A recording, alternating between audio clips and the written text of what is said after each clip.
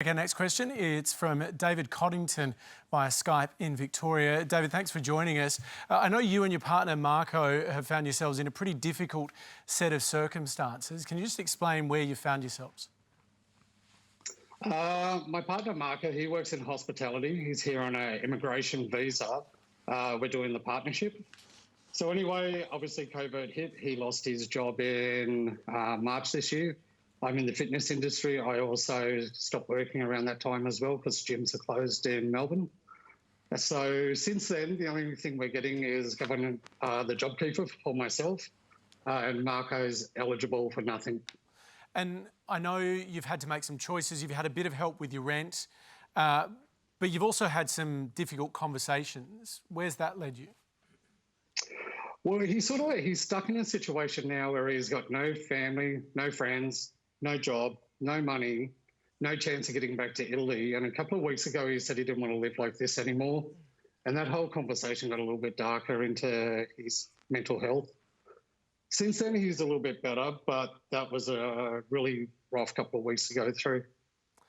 And tell me about the decision to withdraw super. Was that done because you wanted to use your money to invest or something like that? Or was it more out of the sort of desperation that you found yourselves in? Well, you just know on $1,500 a fortnight and paying rent, living in a major city, that's not going to go far enough. And so we need that to live on until hospitality or PT opens up again. It'll be 9 months by the end from when we lost our job till maybe working again. And so your question for the panel tonight is about your decision to withdraw super. What's your question? Well, we sort of had no other choice. So put yourself in Marco's shoes. He pays taxes. He is an Australian person. He's living here. Why isn't the government sort of helping them out more? And where's that leave us in the future? Because we've had to bite into it. Nicki. Yeah, look, I've been against this policy right from the start because I think accessing super, particularly young people who are taking it out, means that they have, just blown away their future retirement savings. When we had restrictions in place, they were for a damn good reason, but government-imposed restrictions mean that government has to help people out. There are far too many people who have fallen through the cracks. There are many people who have the same sorts of stories like you. And I can tell you in my own family, my son-in-law lost his job very early on. He worked in hospitality. He's been lucky enough to find something since. But because my daughter, his partner, earned just to the cut-off, he was entitled to nothing. And there are so many families where two-income households are necessary to pay the rent or the mortgage, and that's where these people get into trouble. There's 98,000 temporary visa holders who are entitled to nothing. The charities have been overrun by trying to help them. There are too many Australians who have fallen through the cracks, and we've stopped talking about them. We're arguing about JobKeeper and JobSeeker and things being cut back, and we've kind of forgotten. We were outraged at the start there were so many people who weren't getting support. We need to remember that there are a lot of people getting absolutely nothing at all. Jane Hume, do you accept that there are some people like David and Marco who've made these decisions really out of desperation rather than being strategic with their finances? Can I first of all say, David and Marco, I feel for you coming from Victoria. Myself, I know the pain that Victorians are going through. In fact, the vast majority of correspondence that I have to my office, which is in Bridge Road in Richmond, which is, it's like tumbleweeds going down that retail strip these days. The vast majority of the correspondence I have to my office is actually asking for a third tranche of superannuation to be made available. Now, the early release of superannuation scheme... But doesn't that say something about the supports that are already being made available by the government? If these people are in such desperate situations in Victoria that they want a third tranche of early access to super? Yes, I think that the second round of lockdowns and the excessive restrictions in Victoria have been so damaging, not just to people's businesses, not just to people's livelihoods, but also to their mental health as well. Certainly the early release of superannuation scheme has been very successful. Around 2.8 million Australians have taken out about $33 billion of superannuation in the past 9 months alone. Now, to put that into context, $33 billion is about the same amount of money that the superannuation industry charged in fees last year alone. It's just over 1% of the entire system, and it's about a quarter of the amount that Australians put into superannuation just last year. And we know that the vast majority of people overwhelmingly use that money to pay down debt, pay for bills, pay off credit cards. We know 137,000 credit cards were cut up last month alone. With respect, Minister, we're pretty familiar with these points that have been made, and I asked you whether you accept that some people really have done this out of desperation. Do you acknowledge that? We put that in there as the reason why the early release of super scheme was initiated was part of a safety net package for people that wanted to access their own savings. Now we know that it comes at a trade-off. That trade-off, we directed as many people as we could to the ASIC website, that Money Smart website, so they could see exactly what it would cost their retirement savings in the future. We know that a lot of young people accessed their superannuation. As Nicki said, the good news about that, of course, is that they have potentially 40 years in the workforce that they could make up the difference. Our focus now has to be on getting those young people back into work so they can continue contributing to superannuation and make up the difference, and to give them more opportunities to do so. Jane Halton, if this is a trade-off, is it worth it for the individual? What's it worth for an individual longer term? Yeah, so, I mean, the cost of people's retirement savings, I think, is very significant.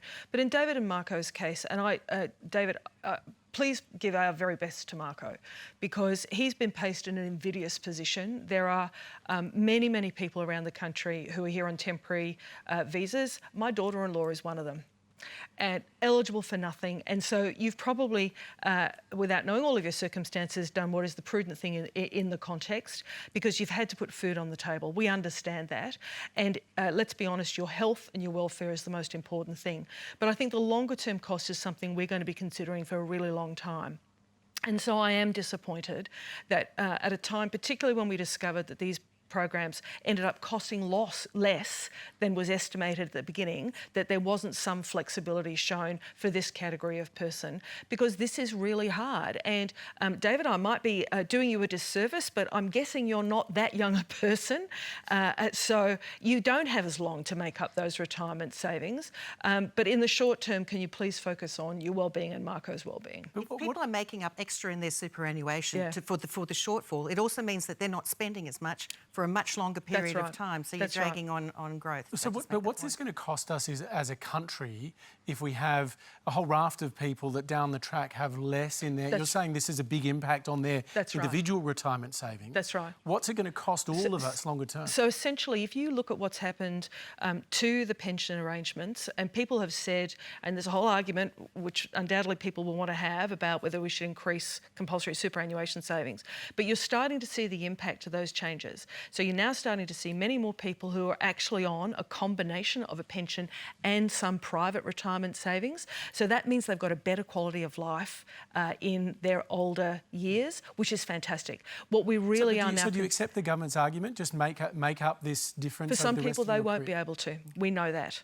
Certainly for older people, we think that there will be much harder to make up. But I think you also have to consider the counter-argument, Hamish. I mean, what is the alternative? Potentially, if people couldn't access that, a bit of financial buffer or something to pay down their debts or pay down their bills when they found themselves suddenly unemployed, they potentially might have gone to a payday lender, or they would have taken out credit card debt or sold an asset that was valuable to them.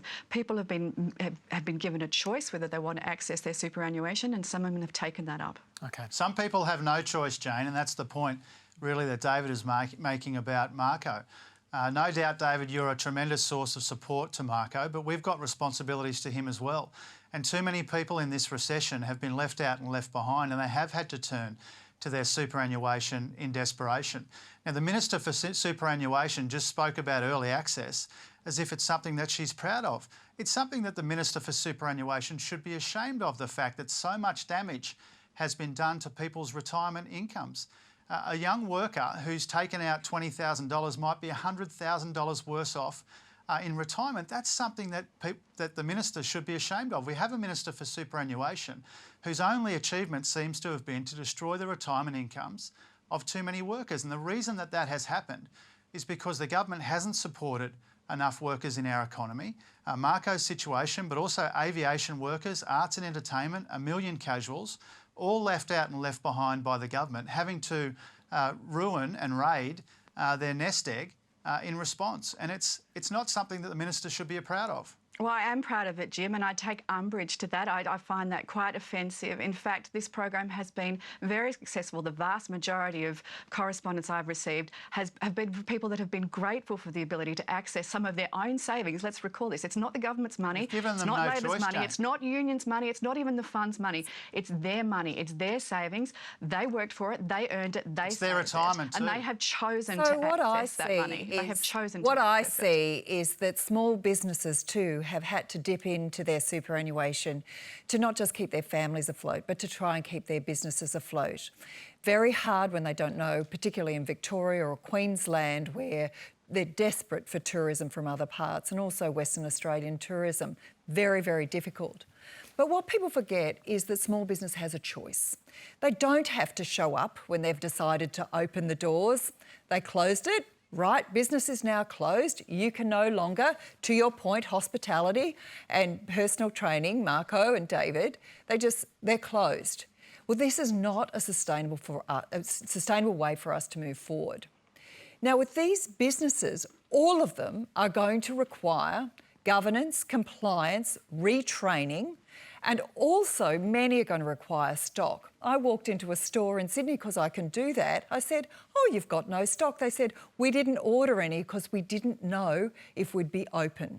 So these businesses are beginning to say it is too hard. I got a letter from it's actually an email, we're quite modern now. I got an email from one of our chocolate high teas, and he's in Collins Street in Victoria. And I've worked with him for 6 years, and he's Belgian, he's a master chocolatier. And he wrote to me, and we've been supporting him throughout this, trying to transition his business to being online. He says, "But Nia, the chocolate is so beautiful, it will melt." And I said, "It's winter in Victoria, perhaps not." So he said, "Look, I just don't know if I will ever get foot traffic again. I've worked in my business for decades. It's time for me to retire. I didn't think I'd do this for 10 years. This is 10 years that he won't be contributing to his superannuation. It is pressure on our social service system, maybe not particularly him, I don't know his personal circumstance. But when we think about small business as the largest employer, if small business is unable to employ and get Marco and David back to work, which is what they want to do, then not only their superannuation will be decimated, but so will the small business owners. And it is a cycle that will end us in a long-term disaster. We need small businesses to be able to plan, to be able to open, and to be able to do business. And if one more person says, "We'll go online," I promise you, not every small business can go online.